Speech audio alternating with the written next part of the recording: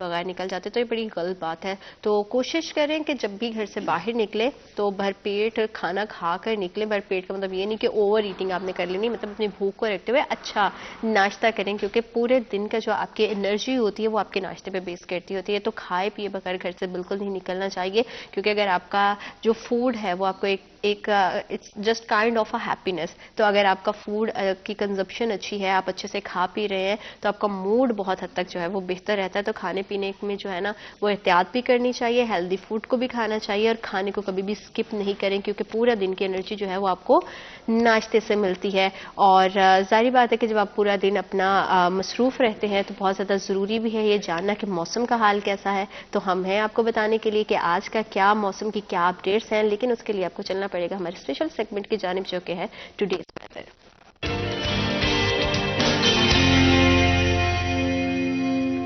आज शहर फैसलाबाद का कम से कम जो दर्जा हरारत है वो 11 डिग्री सेंटीग्रेड और ज़्यादा से ज़्यादा जो टेम्परेचर है वो 21 डिग्री सेंटीग्रेड रहेगा, जिसका मतलब ये है कि सूरज बहुत खूबसूरती से जो है बादलों की ओर से बाहर निकल चुका है। बड़ा ही खूबसूरती से अपनी किरणें जो है वो पूरे शहर में बिखेर रहा है। अल्हम्दुलिल्लाह बड़े ही पूरा एक माह गुजरने के बाद जो है वो सूरज ने अपनी सूरत दिखाई है और बड़ा ही जो रूटीन के काम है वो बेहतरी की जानिब गए हैं और दिन पूरा बहुत ज़्यादा खुशगवार रहे। सूरज के बहुत ज़्यादा ज़रूरी है कि आप धूप में भी बैठें, बच्चों को स्पेशली जो है वो थोड़ी देर के लिए धूप में ज़रूर बिठाएं और अपनी बॉडी को जो है वो हीटर से और इन चीज़ों से थोड़ा सा दूर रखें, क्योंकि जाहिर बात है कि जितने भी दिन पिछले गुजरे हैं सर्दी की शिद्दत बहुत ज़्यादा थी, तो बहुत ज़्यादा हम लोगों ने हीटर्स का इस्तेमाल किया है। तो आप उससे ज़रा थोड़ा अवॉइड करें, खुले कमरों बंद कमरों से ज़रा बाहर निकलें और खुली ताज़ा हवा में बैठें और सूरज से जितना ज़्यादा हो सके उतना मुस्तफ़ीद हों, क्योंकि जो नेचुरल चीज़ें होती हैं वो आपके लिए सेहत के लिए बहुत ज़्यादा ज़रूरी होती हैं। बाकी खाने पीने का इस्तेमाल करें, बॉडी को ज़्यादा से ज़्यादा हाइड्रेट रखें और जब भी घरों से बाहर निकलें तो मास्क का इस्तेमाल ज़रूर करें। आपकी सेहत हमारे लिए बहुत ज़्यादा ज़रूरी है। जैसे ही हम देखते हैं कि सर्दी बढ़ती है वैसे हमारी फिजिकली एक्टिविटी भी बहुत ज़्यादा कम हो जाती है, वैसे ही हमारे यहाँ जो है ना वो एक्सरसाइज का या मॉर्निंग वॉक का, इवनिंग वॉक का इतना ज़्यादा रुझान जो है वो हमें दिखाई नहीं देता, स्पेशली हमारी यंग जनरेशन में, क्योंकि रूटीन इस तरह की होगी, हम सोशल मीडिया के बहुत ज़्यादा करीब चले गए हैं, फिजिकल एक्टिविटी से बहुत ज़्यादा दूर हो गए, जिसकी वजह से बहुत ज़्यादा जैसे ही मौसम चेंज होता है इन्फेक्शंस आते हैं, डिफरेंट तरह की जो है वो डिसीजेज फैलने लगती हैं।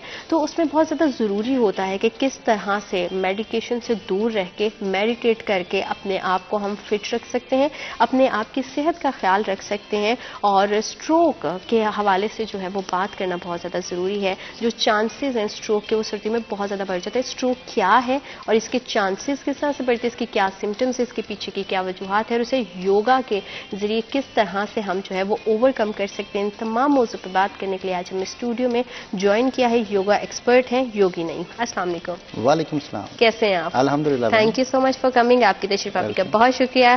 कैसी जा रही है आपकी रूटीन, सर्दियाँ कैसी गुजर रही हैं? बहुत अच्छी गुजरी हैं और हम तो योगी जो होते हैं इनको टेम्परेचर का कोई इशू नहीं होता और ये टेम्परेचर को मेंटेन रखते हैं बॉडी का, जो कि होना चाहिए। बिल्कुल। आम रूटीन में होता ये है कि लोग जो हैं वो टेम्परेचर को मेंटेन करने के लिए आर्टिफिशियल चीज़ों का सहारा लेते हैं, जैसे आपने हीटर की बात की। बिल्कुल। आप अपनी बॉडी के टेम्परेचर को अपने दिमाग से मेंटेन कर सकते हैं। आप जो है वो अपनी असाब को अपने कंट्रोल में लाते हुए, अगर आपके हवास आपके काबू में हैं तो अपनी बॉडी को जो है वो आप हर टेम्परेचर में मेंटेन कर सकते हैं। बिल्कुल। अल्लाह ताला ने इंसान को टेम्परेचर मेंटेन करने के लिए जो उज़ू दिया है वो नाक है। राइट साइड से आपके जो है वो गर्म हवा अंदर जाती है और लेफ्ट साइड से ठंडी अंदर जाती है। अच्छा, ये तो बड़ा इंटरेस्टिंग बात है जो आई एम श्योर के वेरी फर्स्ट टाइम मैंने तो पहली बार ही सुनी है। इसका ताल्लुक सूरज के साथ है।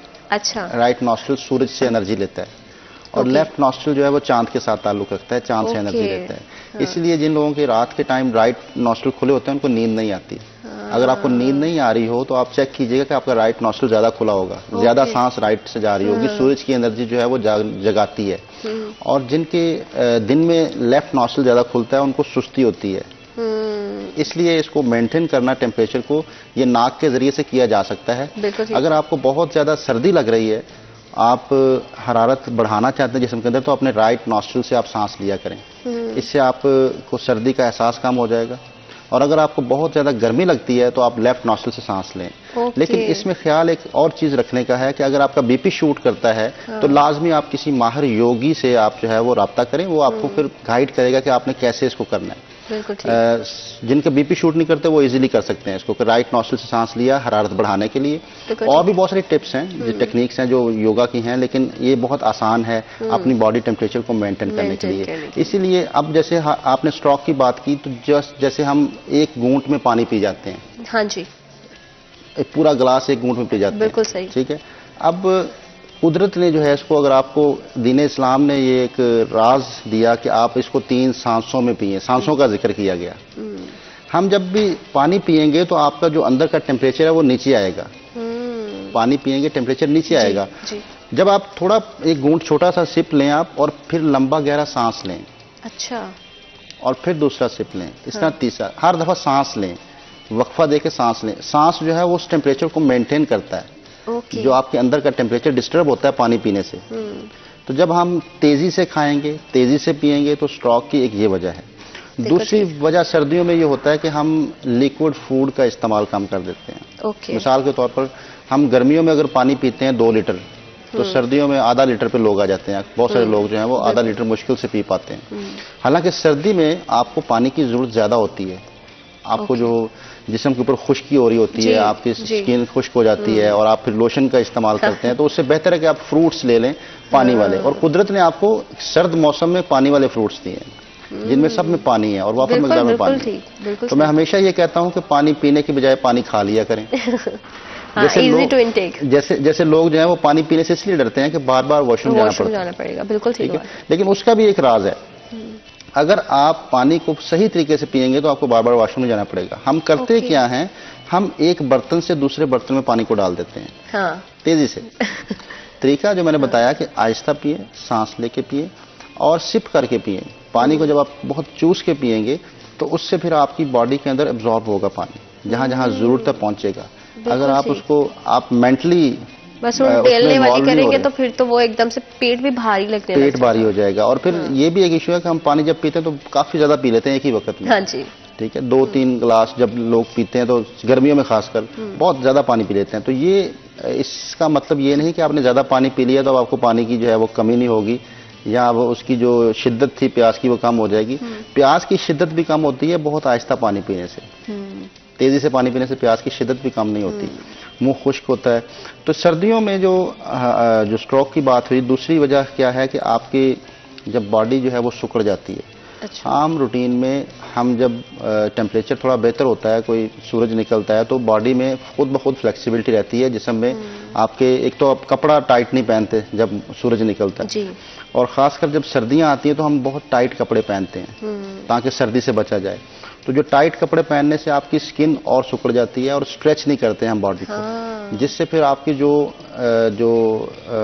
नर्वस सिस्टम है और जो आपकी ब्लड सर्कुलेशन है वो स्लो हो जाती है। उसमें ब्लॉकेज होने का खदशा बढ़ जाता है, क्लॉट आने का खदशा बढ़ जाता है जब आप बहुत ज्यादा अपनी बॉडी को सुकेड़ के रखते हैं या रोक के रखते हैं। आपकी बॉडी के अंदर फ्लेक्सिबिलिटी रहेगी तो आपको कभी भी स्ट्रोक सर्दियों में क्या गर्मियों में नहीं आएगा। आप देखें कि जितने परिंदे हैं, जितने जानवर हैं, सुबह उठते हैं सबसे पहले स्ट्रेच करते हैं। सबसे पहले वो स्ट्रेच करते हैं। उनके मुख्तलिफ तरीके हैं। परिंदे अपने पैरों को खींच रहे होते हैं, अपनी टांगों को खींच रहे होते हैं, और जानवर अपनी टांगों को खींच रहे होते हैं, स्ट्रेच कर रहे होते हैं। मुख्तलिफ अंदाज है उनके हर। तो योग भी ये कहता है कि अगर आप सेहतमंद जिंदगी गुजारना चाहते हैं तो कभी भी अपने जिस्म को सुकेड़े ना, इसको स्ट्रेच करें, इसको स्ट्रेच करें। योगा तो है स्ट्रेचिंग, और आपकी बॉडी के अंदर कभी भी जो है वो स्टिफनेस नहीं आनी चाहिए। योगा ने कहा स्टिफनेस बुढ़ापा है और फ्लेक्सिबिलिटी जवानी है। अगर आप जवान रहना चाहते हैं तो आप फ्लेक्सिबल हो जाएं, बॉडी को फ्लेक्सिबल कर लें। अब बॉडी की फ्लेक्सिबिलिटी जो है ये बढ़ाने के लिए क्या करना होगा, एक तो ऑक्सीजन लेवल को बढ़ाना होगा। आपके ब्लड के अंदर जितना ऑक्सीजन लेवल बेहतर होगा उतना ब्लड फ्लो अच्छा होगा। अब सांस को लंबा लेना भी हम भूल चुके हैं। आपने देखा होगा कि हम सांस ना लिए जिंदगी गुजार रहे हैं। ना होने के बराबर, बस वो खुद ब खुद ऑटो पे लगे हुए हैं। बहुत सारे ऐसी वजूहात है जिसकी वजह से हम अपनी हेल्थ को जो है वो कंप्रोमाइज कर रहे हैं, और अच्छे खाने के साथ रूटीन के घर की जो सादा ग़िज़ाएं उसके साथ अगर आप थोड़ा सा अपनी ज़िंदगी को बैलेंस कर लें और योगा को और एक्सरसाइज किसी भी तरह की उसको अपनी ज़िंदगी में अगर आप ऐड करते हैं तो बड़ा ज़िंदगी आसान हो जाती है। किस तरह से आप हेल्दी लाइफस्टाइल को अडॉप्ट कर सकते हैं, इसी हवाले से मज़ीद बात करेंगे। वक्त एक छोटी सी break. I will be right back after a short break.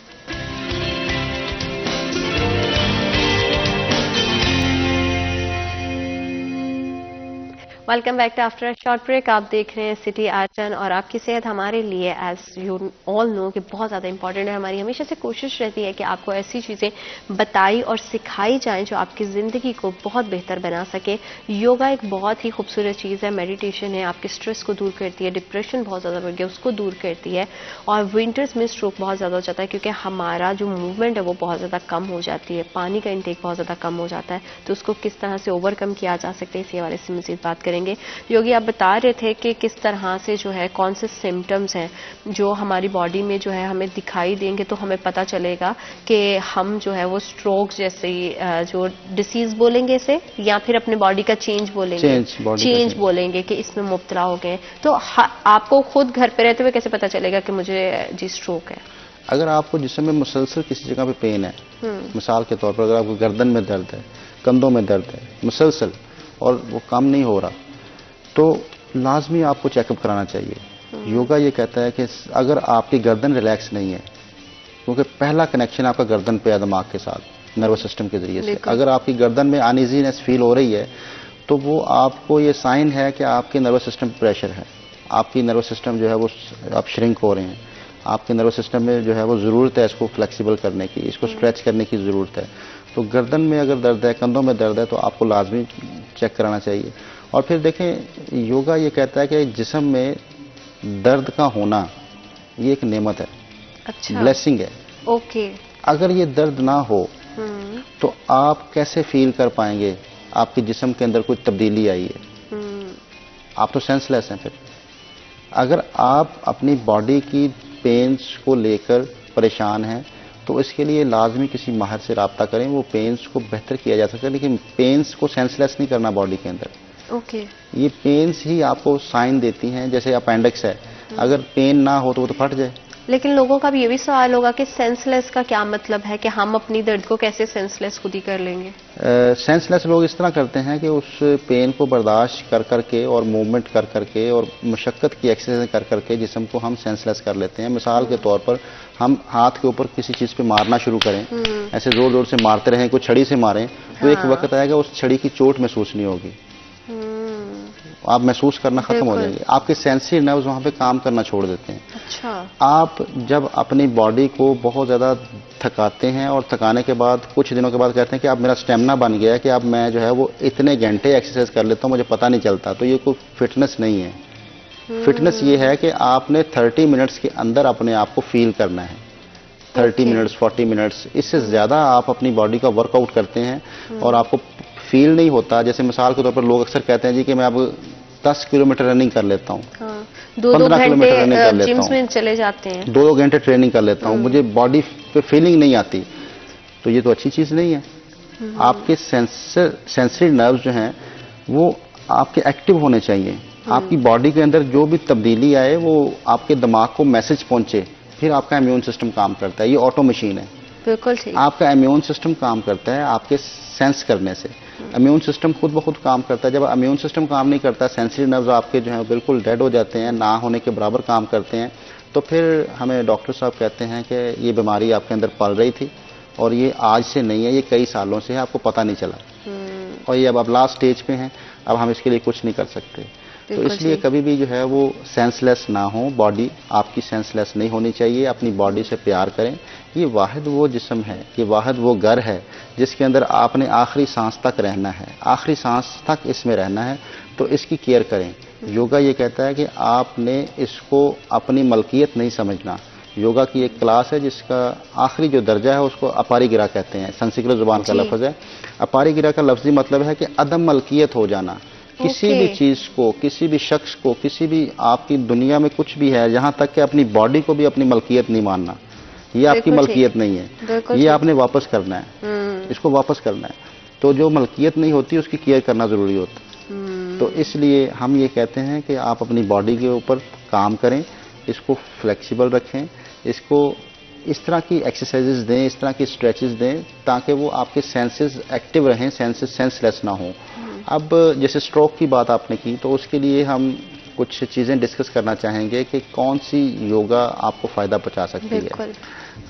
हम ज़रूर चाहेंगे कि बहुत इजी हो, इतना इजी हो कि उसमें एज मैटर ना करे। वरना होता ये है कि लोग योग को जब देखते हैं गूगल यूट्यूब पे तो सोचते हैं कि शायद मैं कर नहीं पाऊंगा या काश मैं कर पाऊं। और समटाइम ऐसा भी होता है, मेरे जैसे लोग देख के कहते हैं अरे ये तो बहुत इजी है, लेकिन जब वो आप प्रैक्टिकली करने जाते हो तो वो इतना डिफिकल्ट होता है कि आप कर नहीं पाते हो। मेरा हमेशा से ये रहा है बहन कि मैं कोशिश करता हूँ कि योग दिखाने के बजाय सिखाया जाए, योग को ईजी किया जाए ताकि सब लोग कर सकें। अब हम एक मुद्रा पे डिस्कस करेंगे। एक मुद्रा है जिसके करने से जो है वो स्ट्रोक को ख़त्म किया जा सकता है, या अगर नहीं भी स्ट्रोक हुआ आपको ऐसी फीलिंग आ रही है जैसे हमने पेन की बात की। अच्छा, वो करता क्या है मुद्रा? वो इम्यून सिस्टम को एक्टिव करता है। ओके। बॉडी के अंदर अगर आपका इम्यून सिस्टम वीक है, आप इम्यूनिटी को बढ़ाना चाहते हैं, जो कि हर किसी की ज़रूरत है बिल्कुल आज के दौर में, जितने लोग बीमारियों का शिकार हैं, वो इतना ज़बरदस्त मुद्रा है कि वो इम्यूनिटी को बढ़ाता है और बहुत बूस्ट करता है इम्यूनिटी को। ये आखिरी 2 उंगलियां ऐसे अंगूठे के साथ मिला लिया करें और विक्ट्री का निशान बना लें। लास्ट की 2 और यूं, हाँ, बराबर कर लें। और पीछे ये वाली दोनों उंगलियां जो है ये स्ट्रेट रहें बिल्कुल, लेकिन साथ ना मिलें, अलग रहें, अलग रहें। अगर आप हाथ को लूज रखिएगा वरना हाथ थक जाएगा, टाइट नहीं करना। बहुत इजी, अगर आप दोनों हाथों से बना सकते हैं दोनों से बना लें। अभी मैं कर रही हूँ तो मुझे वो थोड़ी सी फील हो रही है। बहुत इजी रखें हाथ को, टाइट ना करें। अच्छा, ये तीनों पोर बराबर होने चाहिए, अंगूठा और ये तीनों पोर बराबर करें, और थोड़ी देर के बाद आप फील करें तो यहाँ आपको पोर्स के अंदर वाइब्रेशन सी फील होगी। क्योंकि योगा ये कहता है कि 5 एलिमेंट्स इंसानी जिस्म जिससे बना है, हरारत, हवा, रूह, मिट्टी और पानी, ये 5 उंगलियों से उनकी एनर्जीज निकलती रहती है। वो एनर्जी नहीं होती जो ठहर जाए। तो हम जिस एनर्जी से बने हैं वो एनर्जीज मूव करती हैं, वो हाथों से निकलती रहती हैं। तो ये आपको जैसे तारों के कनेक्शन होते हैं वो कनेक्शन कर दिए जाते हैं, तो इसी तरह ये 5 कनेक्शंस अल्लाह ने छोड़े हुए हैं। इनको आप मिला के मुख्तलिफ ये मुद्राज हैं जो बना सकते हैं आप, इसकी टेक्निक्स हैं। आपके अंदर वो काम करना शुरू हो जाता है। अब ये मुद्रा जो है ये इम्यूनिटी को बढ़ाता है। अब ये दोनों साइड पे एक ही टाइम पे आपने किया और आप बैठ, हाँ, एक से भी बना सकते हैं। ठीक है, एक से भी बना सकते हैं। इसका बड़ा फायदा ये है कि आप बातें भी कर सकते हैं। हाँ। आप इसको बनाए हुए हैं, आप किसी जगह बातें भी कर सकते हैं। इसका दूसरा फायदा ये है कि आप एक हाथ से काम भी कर सकते हैं, लैपटॉप पे काम भी कर सकते हैं। हाँ। आप टीवी भी देख सकते हैं, आप सफर के दौरान कर सकते हैं, आप बैठे सफर में आप बना सकते हैं। ये किसी भी जगह पे आप कम से कम इसको 15 मिनट बनाएं, जिनको ऐसा इशू है कंटिन्यूसली 15 मिनट। जी, 15 मिनट कम से कम, और मैक्सिमम 1 घंटा। आप इसको ऐसे भी कर सकते हैं कि आप 4 पोर्शन में ले लें 15-15 मिनट। हाँ, दिन में आपने 24 घंटे में मैक्सिमम 1 घंटा करना है। अच्छा, मुद्रास को 1 घंटे से ज़्यादा नहीं करते। कोई भी मुद्रा है, ये टेक्निक है, इसको 1 घंटे से ज़्यादा नहीं करना 24 घंटे में। तो आपने इसको 15 मिनट्स किया, फिर 15 मिनट्स आपने थोड़ी देर बाद कर लिया, इस तरह कर लें। इसको 4 दफ़ा कर लें, 5 दफ़ा भी कर सकते हैं, 10-10 मिनट कर लें।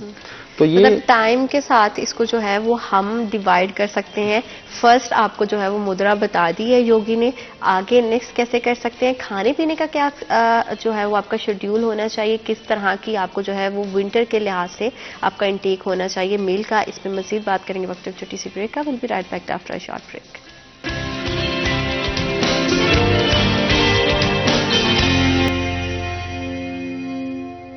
Welcome back after short break. आप देख रहे हैं सिटी एट 10 और योगा के जरिए किस तरह से आप अपनी हेल्थ को बेहतर कर सकते हैं, अपनी बहुत ज़्यादा जो आपके डिसऑर्डर्स बॉडी में चलते हैं उनको किस तरह से बेहतर कर सकते हैं, और अपनी नींद का किस तरह से ख्याल रख सकते हैं, अपने माइंड को किस तरह से रिलैक्स कर सकते हैं, बॉडी को कैसे आप जो है वो रिलीफ फील करवा सकते हैं। इन तमाम मौजू पर बात करेंगे और जानेंगे योगी से कि योगी आपने जो है वो पहला आसन तो हमें बता दिया मुद्रा के, और मजीद ऐसी कौन सी चीज़ें जिससे आप अपनी बॉडी को स्ट्रेचिंग कर सकते हैं, और साथ में खाने पीने का कितना ख्याल रखना ज़रूरी है। खाने पीने के लिए तो लाजमी आपको जो है वो कोशिश करनी चाहिए लिक्विड फूड इस्तेमाल करें, सर्दियों में खासकर ज़्यादा। जितना लिक्विड फूड इस्तेमाल करेंगे उससे बॉडी को आपको फ़ायदा होगा। विटामिन सी की ज़रूरत होती है, विटामिन डी भी कम हो जाता है, उसकी भी ज़रूरत होती है, वो भी आप लें। अगर आपने नेचुरल विटामिन डी लेना है तो वो आपको मिलता है जो सफ़ेद मूसली, ओके। हाँ, ये पाउडर ले लें आप किसी भी पंसार से, इसको दूध में डाल के ले सकते हैं। ये बेहतरीन विटामिन डी है, नेचुरल। या फिर आप नारियल पानी पिए, सब्ज नारियल, जो कच्चा नारियल होता है उसका पानी, जो लोग पीते हैं बाहर, यहाँ पे कराची में शायद मिलता है यहाँ पर। और इसके अलावा जो है विटामिन सी जो है, अगर आप लेना चाहते हैं तो वो ऑरेंज के अंदर बहुत बेहतरीन है, बेहतरीन विटामिन सी है। फिर आपने अगर कैल्शियम लेना है और आप चाहते हैं कि आपकी किडनी खराब ना हो, तो देखें कुदरत ने आपको सर्दियों में संगाड़े दिए हैं। संगाड़े खाने से आपके जिस्म के अंदर कैल्शियम बढ़ता है और किसी किस्म का जो है वो आपको किडनी पे इफेक्ट नहीं आता, साइड इफेक्ट उसका। वरना जितने आप कैल्शियम लेते हैं उनका साइड इफेक्ट किडनी आपके जो है वो फेलियर हो सकते हैं, किडनी पे उसका साइड इफेक्ट है। तो नेचुरल कैल्शियम जो है वो संगाड़े के अंदर मौजूद है, उसको आप डेली बेसिस पे ले सकते हैं। और देखें कुदरत ने सर्दी के मौसम में दिए हैं आपको। और जैसे आपने बात की कि स्ट्रोक के लिए योगा कौन सा किया जा सकता है, तो एक क्रिया पे हम बात करना चाहेंगे, जो क्रिया कहते हैं सफाई का तरीका। अच्छा, ठीक है। जिस्म की अंदरूनी सफाई का तरीका। अच्छा। क्योंकि आप क्लॉट आ चुका है तो आप रिमूव करना है उसको, आपने उसको, आपके जो नर्व्स के ऊपर प्रेशर है, आपकी सिग्नल नहीं आ रहे दिमाग और जिस्म के साथ उस एरिया के, तो आपने सफाई चाहते हैं उस एरिया की, दिमाग का कनेक्शन बहाल हो जाए, तो फिर आप क्रिया करें जिसका नाम है कपालभाति। कपालभाति करने का तरीका ये है कि आप नाक के जरिए सांस को ऐसे निकालें जैसे नाक साफ करने के लिए निकालते हैं। ओके। आहिस्ता लें, लेकिन निकालना झटके के साथ है, जरक देनी है, पेट को खींचते हुए।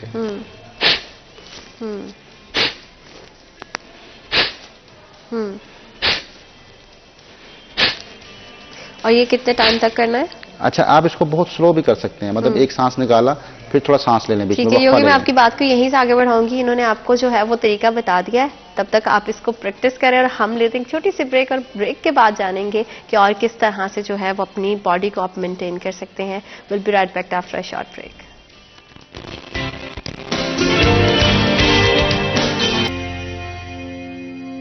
Welcome back to after short break. आप देख रहे हैं सिटी एट 10। ब्रेक पे जाने से पहले योगी हमें बता रहे थे कि किस तरह का आसन करना है। फटाफट उनकी तरफ चलते हैं और पूछते हैं कि कितना टाइम करना है और इसको कितना टाइम देना है। तो योगी बताइएगा कि कितना टाइम के लिए जो है वो करने की जरूरत है दिन में? इस पर कोशिश करें कमर सीधी हो, और एक वक्त में अगर आप सांस निकालते हैं तेजी से पेट को खींचते हुए, तो फिर थोड़ा वक्फा ले लें। फिर आप जो है वो दोबारा से सांस निकालें। फोकस आपका सांस निकालने पे होगा, नाक के जरिए, जैसे नाक साफ करने के लिए अक्सर सांस निकालते हैं, लेकिन इसमें पेट को अंदर दबाते हुए। शुरू में आप हाथ भी रख सकते हैं। ओके। तो ये जरक जो है ये आपके नर्वस सिस्टम को प्योर करता है, ये सफाई करता है। इसके अलावा बॉडी के अंदर मूवमेंट्स लाजमी रखें। अगर आप स्ट्रोक से बचना चाहते हैं, सर्दी का मौसम है, तो अपनी बॉडी को मूवमेंट से बगैर, रोके बगैर अपनी मूवमेंट्स को जारी रखें। कोशिश करें कि हल्की फुल्की मूवमेंट, जैसे मिसाल के तौर पर अगर आप बैठे भी हैं तो अपने हाथों को यूं हल्का हल्का स्ट्रेच करते रहें। किसी तरीके से आप स्ट्रेचिंग करते रहें, बाजू को ऊपर स्ट्रेच कर लें, फिर नीचे ले आए, फिर कुछ ना कुछ चेयर पे बैठे बैठे, लाजमी नहीं कि आपको ग्राउंड में जाना है, तो फिर ही आप वर्कआउट कर सकते हैं। ये बहुत ज्यादा जरूरी भी है कि आप अपनी बॉडी को मूव करें, क्योंकि हम देखते हैं कि सर्दी में बिल्कुल हम लिहाफ में ही है जो वो घुसे रहते हैं। And thank you so much Yogi, आपने जो है अपना कीमती वक्त दिया और बड़ी अच्छी tips the. I am sure के देखने वाले उससे जरूर मुस्तफिद होंगे। बहुत शुक्रिया, आपने हमें हमारे प्रोग्राम को वक्त दिया। अपना ख्याल रखिए, अच्छे से खाइए पिए, और दिन के कुछ टाइम जो है वो अपनी बॉडी को जरूर दीजिए, फिजिकली एक्टिविटी जरूर कीजिए ताकि आप तंदुरुस्त रह सकें। वक्त एक छोटी सी break. Will be right back after a short break.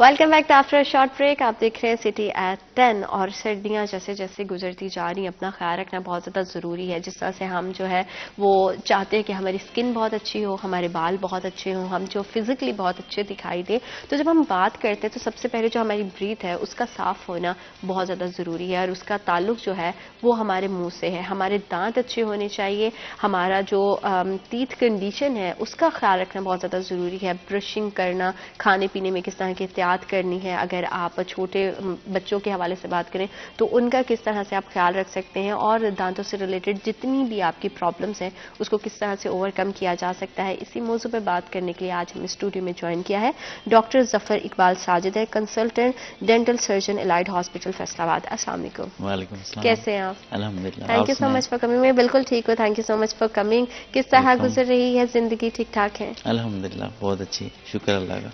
अल्लाह करे किसी तरह से जो है अल्लाह की ब्लेसिंग्स आप पे बनी रहे। डॉक्टर साहब, हम देखते हैं कि जो है वो आम कॉमन लोग जो है वो दांतों का इतना ख्याल नहीं रखते या दांतों की रूटीन के हवाले से उस तरह से बात नहीं करते। कीड़ा लग जाना और बेल्ट ब्रीथ का आना बहुत कॉमन सी चीज़ें हैं, तो इसके पीछे की क्या वजह है? मेन अगर हम बिल्कुल नॉर्मल की चीज़ों से स्टार्ट करें तो इसके पीछे की क्या रीज़न है? बहुत अच्छा क्वेश्चन है। आजकल जो हमारे पास लोग आते हैं उनमें ये बहुत मसाइल हैं, और जो बैड ब्रेथ है वो तो आपको मुआशरे में कहीं भी आप बैठे हों तो आपके लिए एम्बेरसमेंट का एक बहुत बड़ी वजह बन सकती है। तो इसमें जो मेजर काजेज़ हैं वो तो यही है कि जो लोग अपनी सफाई का ख्याल नहीं रखते। मतलब हमें दिन में कम से कम एक दफ़ा ब्रश तो लाजमी करना चाहिए। अगर 2 दफ़ा रात सोने से पहले और सुबह नाश्ता के बाद करें तो वो बहुत अच्छी बात है। तो इसकी वजूहात में जो सबसे बड़ा है वो है कि दांतों को कीड़ा लग जाना, दांतों का काला हो जाना। उसमें जब खोड़ बन जाती है, कैविटी बन जाती है, तो उसमें ना खुराक वगैरह हमारी डिपॉजिट हो जाती है जी। तो जब खुराक कैविटी के अंदर फंस जाती है तो जब बंदा सांस लेता है तो उस खुराक की स्मेल जो है वो जो है हमारा बंदा जो बात कर रहा होता है उसके मुंह से बहुत ज़्यादा आती है, जो कि बाकी लोगों को भी तंग करती है। नंबर 1। नंबर 2 ये कि कुछ लोगों को मैदे के प्रॉब्लम होते हैं। हाँ। तो वो कुछ लोग खट्टी मीठी चीज़ें ज़्यादा खा लेते हैं तो मैदे में तेजाबियत होती है, उससे भी जो है सम टाइम आपका जो है वो बैड ब्रेथ के चांसेस होते हैं। इसके अलावा कुछ लोगों के मुंह में जरासीम जो है बैक्टीरिया ऐसे होते हैं कि वो भी बैड ब्रेथ की वजूहात बन सकती हैं। इसके अलावा जो सबसे बड़ा हमारे माशरे में एक अलमिया है कि स्मोकिंग। हाँ, जो लोग बहुत स्मोकिंग कॉमन है। करते हैं, हुक्का पीते हैं, सिगरेट पीते हैं, तो उन जब भी वो बात करेंगे क्योंकि वो उसका जो असर है मुंह में काफ़ी देर रहता है तो सांस के जी। साथ वो खींचते भी हैं तो सांस के साथ उससे बैड ब्रेथ आती है। अब इससे बचने की वजूहत तो यही है कि एक तो दांतों की सफाई बाकायदा की जाए। इसके अलावा जो है डेंटिस्ट को विज़िट करना बहुत ज़रूरी है। कभी कभी आप 3-4 माह बाद, 6 माह बाद, क्योंकि हम अपना फेस देखते हैं, बाल देखते हैं, लेकिन अपने दांतों को हम इतनी अच्छी तरह नहीं देख सकते सिवाय सामने वाले दांतों के। तो हमें विज़िट करना चाहिए, और जिनको स्टोमक का इशू है वो अपने स्टोमक का ट्रीट करवाएं और दांतों की सफाई कराएं। स्केलिंग होती है क्योंकि बाज़ दफ़ा दांतों के पीछे पत्थर वगैरह जमा हो जाता है, बिल्कुल ठीक। उससे भी जो है वो कंटिन्यूस जमा होने की वजह से आपके जो मसूड़े हैं वो ख़राब होना शुरू हो जाते हैं, उससे भी बैड ब्रेथ हो सकती है। तो दांतों के डॉक्टर के पास जाएं और अपने दांतों की सफाई करवाएं। बिल्कुल और ठीक है। पानी ज़्यादा से ज़्यादा पिएं। हाँ। जो लोग पानी ज़्यादा पीते हैं उनमें भी ये मसाइल जो है। और ज़ुबान की ब्रशिंग, टंग की ब्रशिंग जो है वो बहुत ज़रूरी है। ज़ुबान बाहर निकाल के तो उसकी जो ऊपर वाली सरफेस है उसको भी ब्रश करें। और साथ में ये भी बता दें कि उस पे जो है जबर नहीं करना है, उसको बड़ा प्यार से नहीं, हैंडल उसको करना। बिल्कुल वो एक बहुत ही नाजुक स्ट्रक्चर है बॉडी में, उसको बिल्कुल जेंटली हैंडल करें ताकि ट्रामा ना हो। अगर चोट लग जाएगी वहाँ ज़ुबान पे तो फिर आपको 2 हफ्ते उसको भी बर्दाश्त करना पड़ेगा। वो बिल्कुल ठीक है। और अगर रूटीन की बात करें, जैसे आपने कहा है कि क्लीन करना बहुत ज़्यादा इम्पॉर्टेंट है, तो दिन में कितना टाइम जो है वो, क्योंकि ब्रशिंग एक बेसिकली हमारी क्लीननेस का जो है ना वो मेथड है, तो वो कितना होना चाहिए बड़ों में भी और छोटों में भी? नहीं, इसमें जो साइंटिफिक इसका रीज़न है ना वो कहते हैं कि 48 घंटे बाद ना जो हमारा प्लाक है ना, जो हमारी एक वाइट लेयर बनती है दांतों के ऊपर, जब अगर कभी हम अपने नाखून से या कुछ देखें तो एक सफ़ेद सा मटेरियल निकलता है, तो वो 48 घंटे बाद ना पत्थर में कन्वर्ट होना शुरू हो जाता है। तो जो ब्रशिंग की बात है वो दिन में अगर 2 दफ़ा कर लें वो तो बहुत ही बेस्ट है। लेकिन कम से कम जो है वो 1 दफ़ा तो लाजमी ब्रश करें। उस जो लेयर बनी होती है उसको डिस्टर्ब करना ज़रूरी होता है, अदरवाइज फिर कीड़ा लगने के चांसेस जो हैं बढ़ जाते हैं। और बच्चे जो हैं उनमें फ्लोराइड वाले टूथपेस्ट इस्तेमाल करने चाहिए, क्योंकि बच्चे ग्रो कर रहे होते हैं, उनकी हड्डी इतनी मजबूत नहीं होती, उनके जो दूध के दांत हैं उनको ज़्यादा, तो उनको भी 2 दफ़ा ब्रश कराएं या कम से कम 1 दफ़ा कराएं। और मीठी चीज़ें बंद करवाएं। जो बच्चे रात को फीडर और बोतल मुंह में लेके सो जाते हैं, क्योंकि दूध में भी मीठा होता है लैक्टोज, तो वो भी डैमेज कर देता है, तो बड़े मसाइल हो जाते हैं। फिर बच्चों को पेन स्टार्ट हो जाता है और जल्दी दांत गिर जाते हैं, उसके बाद दांत टेढ़े निकलते हैं। तो कम से कम 1 दफ़ा और 2 दफ़ा तो बहुत अच्छी बात है कि अगर रात सोने से पहले ब्रश कर लें तो बहुत अच्छी बात है। बिल्कुल ठीक है। और बहुत कम उम्र से हम देखते हैं, जैसे आपने कहा है कि बच्चों को जो है वो दांतों में कीड़ा लग जाता है। बहुत बार ऐसा होता है कि आप बच्चे को ब्रश करवा रहे होते हो और गम से जो है वो ब्लीडिंग होना शुरू हो जाती है, तो उसकी क्या वजह है? क्या वो भी दांतों की कमज़ोरी है या उसका कोई और उसके पीछे की रीज़न है? नहीं, ब्लीडिंग बच्चों में जो होती है उसमें अगर देखा जाए तो मेन तो मैं वही कहूँगा कि जब सफाई नहीं की जाती तो वो आपके जो गम्स हैं, मसूड़े, वो नरम होना शुरू हो जाते हैं और इन्फेक्शन हो जाती है वहाँ पे। तो जैसे ही हम ब्रश को टच करते हैं या इवन फिंगर से टच करते हैं तो उसमें ब्लीडिंग के चांसेस होते हैं। दूसरा ये है कि सम टाइम कई बच्चे ऐसे हैं जिनमें विटामिन सी की कमी हो सकती है, अच्छा। उसकी वजह से जो गम्स हैं वो ब्लीड करना स्टार्ट हो जाते हैं। तो कोई ऐसी चंद कोई विरासती बीमारियां हैं जिनकी वजह से मसूड़े बढ़ना शुरू हो जाते हैं, मोटे हो जाते हैं। अदरवाइज जो मेजर काज है वो यही है कि सफाई का ख्याल नहीं किया जाता और मीठी चीज़ें बच्चे बहुत ज़्यादा खाते हैं, उससे जो है वो दांत डैमेज होना स्टार्ट हो जाता है और ब्लैक होना स्टार्ट हो जाते हैं। बिल्कुल ठीक है। तो बच्चों के लिए तो बेसिक यही टिप है कि उनको मीठे से ज़रा दूर रखा जाए, प्रॉपर्ली जो मदर्स हैं वो उनके माउथ क्लीनिंग करें। थोड़ा सा टीनेज बच्चों की तरफ आ जाए तो हम देखते हैं कि जैसे जैसे बच्चे की उम्र बढ़ती जाती है, अक्सर बच्चे का ये होता है कि पहले बचपन में कीड़ा लगा, दांत टूट गया, लेकिन दांत वापस आना बड़ा मुश्किल उनके लिए हो जाता है और डिफरेंट तरह की उनको कभी जो है उनके मसूड़ों में पेन स्टार्ट है, ऐसा उसका क्या रीज़न है और उसको किस तरह से सही किया जा सकता है? अच्छा, उसमें अगर दांतों की बात मैं करूँ ना तो मेजर जो काज है ना हमारे सारे ये जो जितने भी खराबियां आती हैं उसमें जो लोग केयर नहीं करते, ठीक है। तो बच्चे भी इसी तरह हैं। हमारे पास 2 सेट अल्लाह ने दांतों के दिए हैं। 12 साल तक हमारे दूध के भी दांत होते हैं और पक्के दांत भी होते हैं। तो 12 साल के बाद जितने भी दांत आते हैं वो सारे पक्के आ रहे होते हैं, ठीक है। लेकिन 12 साल तक भी बहुत सारे जो परमानेंट टीथ हैं वो निकल चुके होते हैं। अब उनका ख्याल करना ज़्यादा ज़रूरी है। तो उसमें ये है कि एक तो आप रेगुलर विजिट करें डेंटिस्ट को और साथ में जो है ब्रशिंग प्रॉपर करें, ठीक है। और अपनी खुराक जो है उसमें जंक फूड्स जैसे ये हमारे बर्गर्स, सैंडविच और ये जो जितने भी बेकरी प्रोडक्ट्स हैं उनको अवॉइड करें। तो यही मेजर रीज़न है कि उसमें तो कीड़ा लगने के डॉक्टर साहब चांसेस जिस तरह से डिफरेंट हम कहते हैं कि स्किन के लिए या खुद को फिट रखने के लिए ग़िज़ाओं की ज़रूरत है, क्या दांत के लिए भी कुछ ऐसी मील्स होती हैं जिनको लेना बहुत ज़्यादा ज़रूरी है? बिल्कुल। जैसे जैसे जो स्ट्रक्चर अल्लाह ने बनाया है तो उसके लिए जो है वो ज़रूरी रिक्वायरमेंट है। तो हमारे जो दांतों को सेट रखने के लिए हमें विटामिन सी जो है वो, जैसे आजकल ऑरेंज का सीज़न है तो ऑरेंज हमें बहुत अच्छे खाने चाहिए, उससे आपके गम्स जो हैं बहुत बेहतर रहते हैं। इसके अलावा विटामिन डी है जो कि दूध में अल्लाह ताला ने दूध एक मुकम्मल ग़िज़ा है, तो दूध पीना चाहिए लेकिन उसमें चीनी ऐड ना करें। हाँ।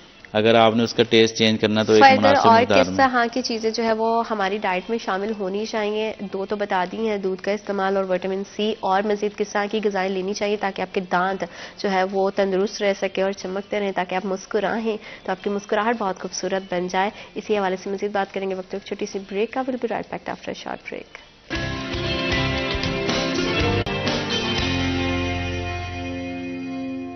Welcome back after short break. आप देख रहे हैं सिटी एट 10 और आप जब मुस्कुराते हैं तो मुस्कुराना कहते हैं कि सदका जारिया होता है, सवाब भी मिलता है। तो वो मुस्कुराहट अगर मज़ीद खूबसूरत हो, आपका दांत जो है वो आपको चमकदार भी हो, साफ़ सुथरे भी हो, आप किसी से बात करें उससे आपको बैड जो बुरी सी स्मेल आती है जिसको हम बैड ब्रेथ कहते हैं वो भी ना आए, जो को बड़ा कॉमनली होता है। तो उसके पीछे की बहुत सारी रीजंस हो सकती हैं। किस तरह की डाइट आपको रखनी चाहिए ताकि आपके दांतों की बहुत सारी बीमारियों से आप बच सकें, इस हवाले से मज़ीद बात करेंगे। डॉक्टर साहब आप बता रहे थे कि vitamin C is very good for teeth और दूध का इस्तेमाल लेकिन चीनी के बगैर, इसके अलावा कौन सी ऐसी ग़िज़ाएँ हैं जिन्हें हम अपनी डेली रूटीन में शामिल कर सकते हैं? इसमें एक्चुअली तो यही 2 ही हैं। तो मल्टीविटामिन सप्लीमेंट्स आपको लेते रहना चाहिए और इसमें यह है कि आप जो है ना वो वेजिटेबल्स और फ्रूट्स की तरफ मूव करें। क्योंकि जितने भी फ्रूट्स हैं उसमें अल्लाह ताला ने जो आपका वेदर होता है उसके मुताबिक, जो मेरा ये बिलीव है कि जो जिस वेदर में एक फ्रूट अच्छा ग्रो कर रहा होता है, इंसान मिट्टी से बने तो वो फल भी मिट्टी से निकल रहा होता है। तो अगर उस वेदर में आप वो वाला फल खाते रहते हैं तो आपकी भी इसी तरह जो बॉडी है उसमें फ्रेशनेस रहती है। तो ये कि अपनी जो डाइट है उसको, जो बेकरी प्रोडक्ट्स हैं और इसके अलावा जो ये कैंडीज़ हैं, आपकी जो हैबिट्स हैं, पान च्यूइंग है, इसके अलावा स्मोकिंग है, या जो ये एक्स्ट्रा जो आपकी हैबिट्स हैं इनको अवॉइड करें और बेकरी प्रोडक्ट्स को अवॉइड करें और आप वेजिटेबल्स और फ्रूट्स लें तो आपके जो ओवरऑल ओरल हाइजीन है और मुंह का एनवायरनमेंट है वो एक्सीलेंट रहेगा। लेकिन जैसे ही आप मूव करेंगे कार्बोहाइड्रेट्स की तरफ जिसमें मीठा होता है, चीनी होती है, तो उसमें डेफिनेटली वो, मैं तो ये कहता हूँ कि sweet is poison for teeth. तो जितना आप मीठा कम इस्तेमाल करें, as well for body.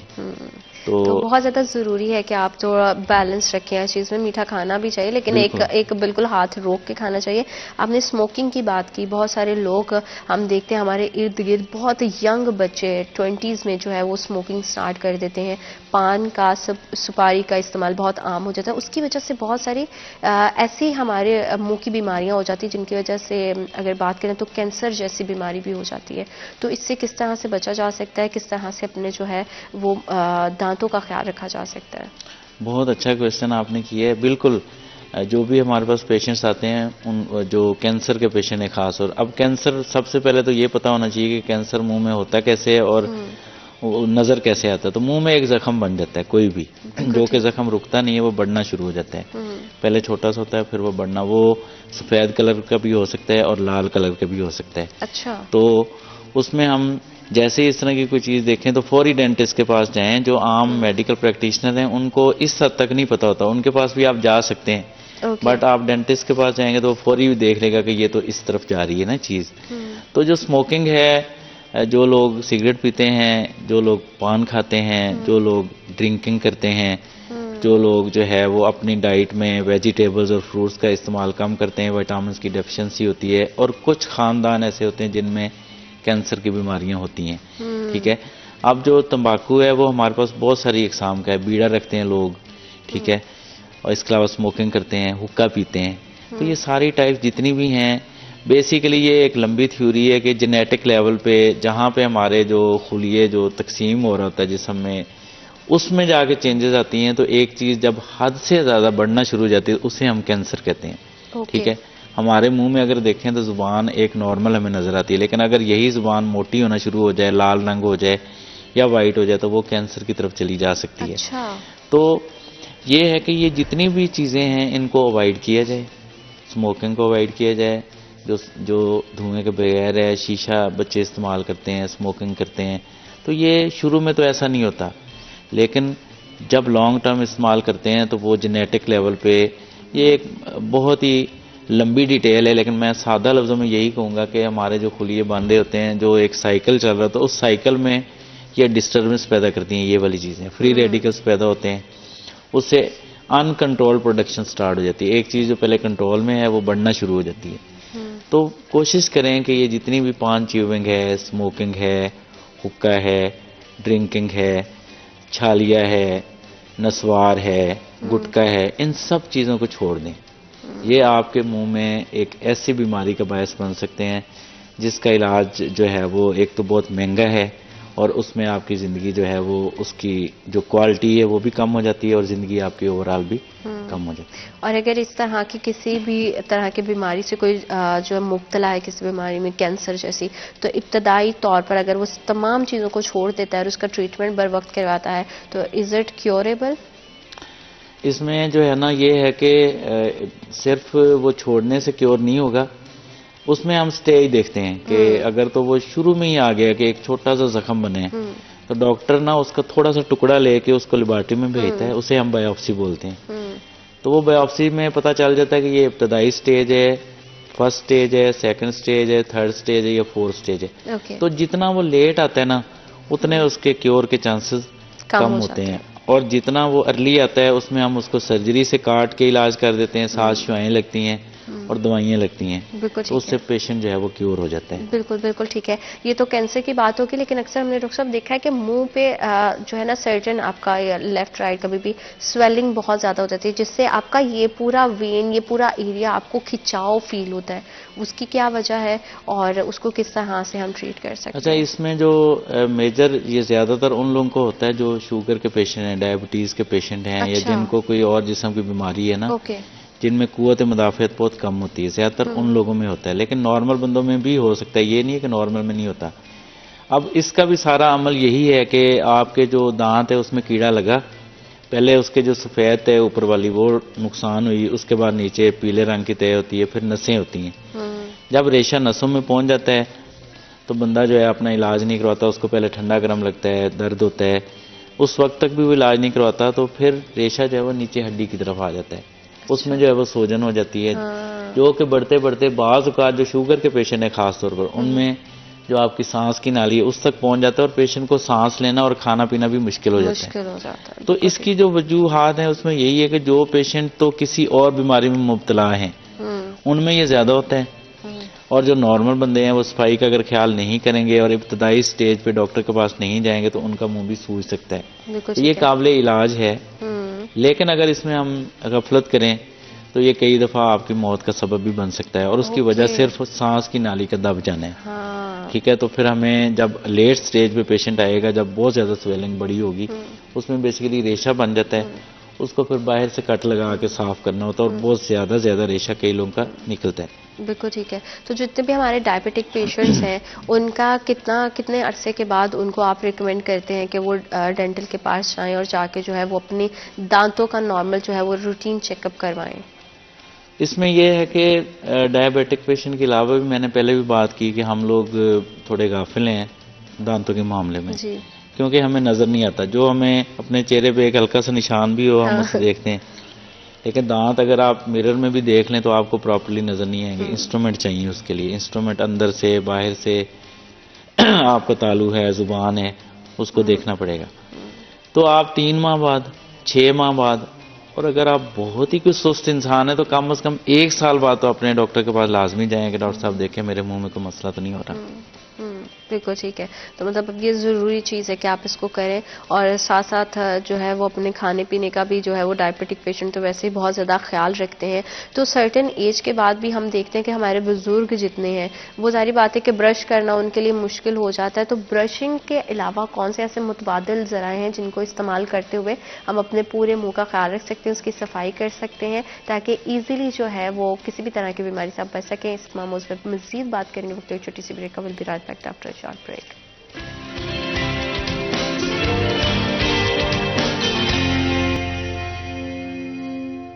Welcome back after short break. आप देख रहे हैं सिटी एट 10। जितना अपना ख्याल रखना ज़रूरी है, बच्चों का ख्याल रखना ज़रूरी है, उतने ही हमारे घर में जो बुज़ुर्ग हैं उनका ख्याल रखना बहुत ज़्यादा ज़रूरी हो जाता है, क्योंकि हमारे जितने दादा दादी नाना नानी हैं, या हमारे इवन के अगर बहुत उम्र दराज हमारे वालिदैन भी हैं, तो वो हमारे लिए अल्लाह की तरफ से बहुत बड़ी नेमत है, बहुत रहमत है। तो उनका ख़ास ख्याल रखा जाए। दांतों के हवाले से, उसकी केयर के हवाले से हम बात करें तो ऐसे कैसे पॉसिबल है कि उनके लिए हम जो है वो मुतबादिल किस तरह की जो रास्ते हो सकते हैं उनको डिस्कस नहीं करें, क्योंकि ब्रश करना खासा मुश्किल हो जाता है। बुजुर्गों को पसंद भी नहीं आता। जैसे जैसे आपकी एज बढ़ती है ना, तो थोड़ी सी हैबिट्स भी चेंज होती हैं। तो उनके लिए किस तरह से, कौन से ऐसे रास्ते हो सकते हैं, कौन से ऐसे तरीके हैं जिनको वो जो है वो अप्लाई कर सकते हैं अपने दांतों का ख्याल रखने के लिए? इसी हवाले से मजीद बात करेंगे। डॉक्टर साहब, जैसे कि आपने बच्चों के लिए बताया, टीन एज के लिए बताया, यंग लोगों के लिए बताया कि किस तरह से वो ख्याल रख सकते हैं।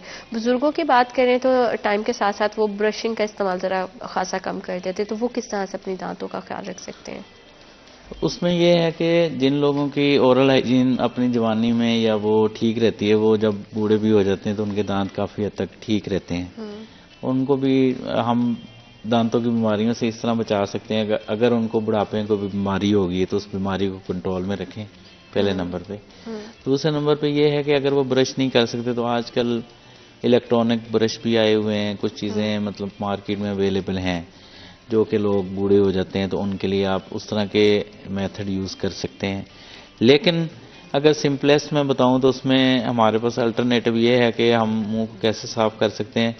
हमारे पास माउथ वाश बने बनाए मिल जाते हैं बाज़ार में, जिसमें फ्लोराइड ऐड होता है, जिसमें डिसेंसिटाइजिंग एजेंट होते हैं कि ठंडा गर्म लग रहा है किसी बुजुर्ग को तो उसमें कुछ इस तरह की चीज़ें ऐड की हो जाती हैं कि वो उससे अगर आप दिन में 2 दफ़ा नीम गर्म पानी करके या उस माउथ वाश को वैसे एक घूंट मुंह में डाल के तो 2-3 मिनट उसको मुंह में रखें और बाद में उसको थूक दें, और कुली फौरी ना करें ताकि उसका इफेक्ट ज़रा रहे।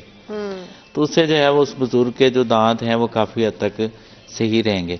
तो हमारे जो माउथ वाश हैं उसमें जो कंपनियां मैन्युफैक्चर कर रही हैं उन्होंने कुछ ऐसे किए हुए हैं कि मसूड़ों के लिए बेहतर होते हैं, कुछ ऐसे हैं जो कि ठंडा गर्म के लिए बेहतर होते हैं, कुछ ऐसे हैं जो सिर्फ प्रोटेक्शन के लिए बेहतर होते हैं। तो आप एज वाइज अगर किसी भी बुजुर्ग को इस तरह का कोई इशू है तो आप उस तरह का माउथ वाश डॉक्टर से रिकमेंड करवा के उसको दिन में 2 दफ़ा कुलियाँ करवा दें तो उसके जो मुंह की सफाई है वो हो जाती है। जो बैक्टीरिया बीमारी करते हैं उनका लोड कम हो जाता है। ठीक है, इवन के आप फिंगर से भी अपने दांत या अपने मसूड़े साफ कर लें तो उससे भी काफ़ी हद तक इफेक्ट आ जाता है।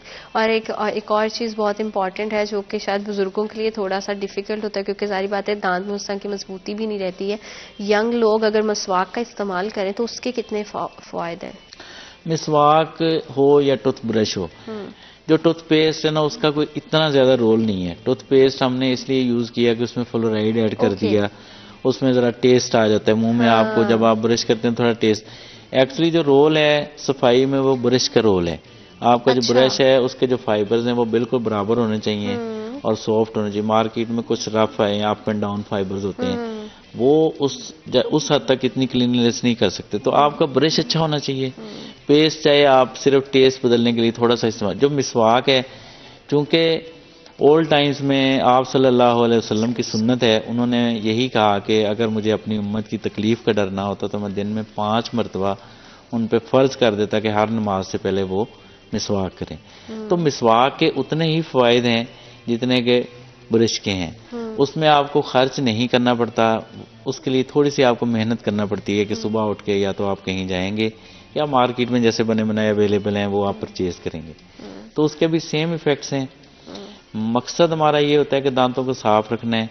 उस पे जो एक जरासीम जमा हो जाते हैं दांतों की सरफेस पे, जो हम खुराक खाते हैं, कार्बोहाइड्रेट्स लेते हैं या कॉफ़ी पीते हैं, चाय पीते हैं, उससे ना जो जरासीम है वो दांतों की सतह पे जम जाते हैं। उनको हिलाना जुलाना है, उनको उतारना है। वो चाहे आप मिसवाक से करें, चाहे फिंगर से करें, चाहे आप ब्रश से करें, तो उसके सेम रिजल्ट हैं। बिल्कुल ठीक है। और बहुत सारे घरों में जो है ख़वातीन जो है वो घरेलू नुस्खों पे बहुत ज़्यादा बिलीव रखते हैं, तो होम रेमेडीज़ जो है वो क्या करनी चाहिए, और अगर कर सकते हैं तो किस तरह की वो होनी चाहिए?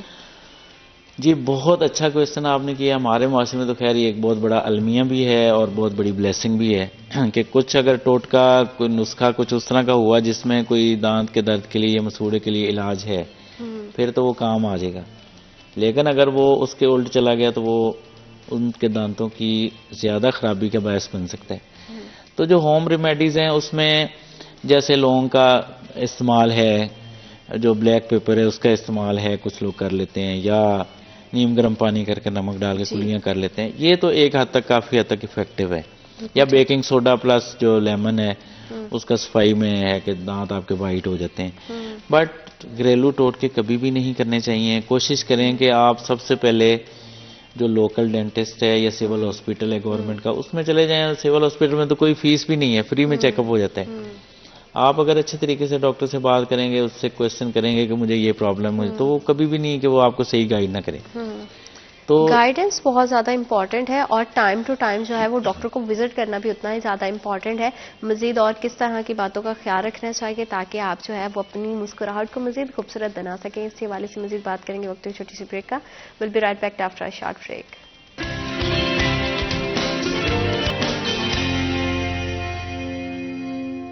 Welcome back after a short break. आप देख रहे हैं सिटी एट 10, और आपके दांतों की चमक और इसकी जो खूबसूरती है वो तभी मुमकिन है जब आप अपने दांतों का उसी तरह से ख्याल रखेंगे जैसे आप अपने चेहरे का, अपने बालों का, अपनी बॉडी का ख्याल रखते हैं। तो हम डॉक्टर साहब की तरफ फटाफट चलते हैं और उनसे पूछते हैं कि दांतों का जो है ना, अगर प्रो टिप्स अगर वो शेयर करना चाहें हर एज के लिए तो वो क्या हो सकती हैं? डॉक्टर साहब, अगर हर तरह की एज है, उसमें किसी तरह की कोई कैटेगरीज नहीं है, तो कौन सी ऐसी जो है मेन टिप्स है जो आप कहते हैं कि ये सब फॉलो कर लें तो वो बहुत हद तक बीमारियों से बच सकते हैं? अपनी हैबिट्स को चेंज कर लें, आप फ्रूट्स की तरफ मूव कर जाएं, जो डाइट है उसको अच्छा रखें, और जब भी खाना खाएं उसके बाद आप गॉर्गल करें, कुलियाँ करें, ठीक है, ब्रशिंग प्रॉपर करें, माउथ वॉश का इस्तेमाल करें, डेंटिस्ट के पास विजिट करें, और जो है वो ख़ास तौर रात को सोने से पहले आप ब्रश करके सोएं। और इसके अलावा ये है कि 3 माह बाद, 6 माह बाद और 1 साल बाद अपने डॉक्टर के पास आते रहें, तो आपकी जो ओरल हाइजीन है वो फिट रहेगी। पाकिस्तान में unfortunately fluoride water fluoridation system नहीं है। यहाँ पे हमने ना तो पानी को कभी चेक करवाया कि इसमें फ्लोराइड कितना है कितना नहीं है, तो हमें फिर टूथब्रश ऐसा इस्तेमाल करना चाहिए जिसमें फ्लोराइड हो, क्योंकि फ्लोराइड एक ऐसा एजेंट है तो एक नॉर्मल मकदार में अगर हम उसको ब्रशिंग में यूज़ करते हैं तो हमारे जो ओरल हाइजीन है, जो दांत हैं, वो फिट रहते हैं। और दूध का इस्तेमाल करें, बेकरी प्रोडक्ट्स जो हैं उनको अवॉइड करें। नो डाउट कि उनको यूज़ करना बिल्कुल छोड़ें ना, उनको खाएं ज़रूर, लेकिन एक हद तक। इसके अलावा डेंटल फ्लास का इस्तेमाल करें, वो धागा या फ्लास बना बनाया मिलता है। जो लोग मुंह में ये जो वुडन स्टिक्स जो है वो टूथपिक्स मारते रहते हैं, उससे भी जो है वो दांत जो है वो खराबी की तरफ जाते हैं, ठीक है। इसके अलावा दांतों की स्केलिंग करवाएं, साल बाद, 1 साल बाद दांतों की सफाई करवानी चाहिए। मुख्तलिफ किस्म के वहम बने हुए हैं कि जी इससे दांत खराब हो जाते हैं, मसूड़े खराब हो जाते हैं, हिलना शुरू हो जाते हैं। ऐसा कुछ नहीं है। जब आप किसी एक रेगुलर और एक प्रॉपर डेंटिस्ट के पास जाएंगे जो क्वालिफाइड है, तो वो कभी आपके दांतों का बेड़ा गर्क नहीं करेगा, बल्कि उनको सही करेगा। बिल्कुल तो ठीक ये है। सारी चीज़ें इसमें जो मेजर एंड मेजर है कि जितनी सफाई के बारे वैसे भी है कि अत्तहूर शत्रुल ईमान, कि सफाई जो है वो निस्फ ईमान है। तो सफाई जितनी दांतों की करेंगे तो बाकी जो मैंने बताया, पान च्यूइंग है, स्मोकिंग है, हाँ, कॉफ़ी है, उन टी सब है, चीज़ों से अवॉइड उन चीज़ों करना से चाहिए अवॉइड ताकि करेंगे आपको। तो यू विल बी फाइन। बिल्कुल ठीक है। Thank you so much doctor साहब, आप आए, वेलकम। आपने अपना कीमती वक्त दिया। और जितने भी देखने वाले हैं वो अपना बहुत ज़्यादा ख्याल रखें। अल्लाह ताला आपके लिए, हम सबके लिए बहुत सारी आसानियां पैदा करें। अपना बहुत ज़्यादा ख्याल रखिएगा। अल्लाह निगहबान।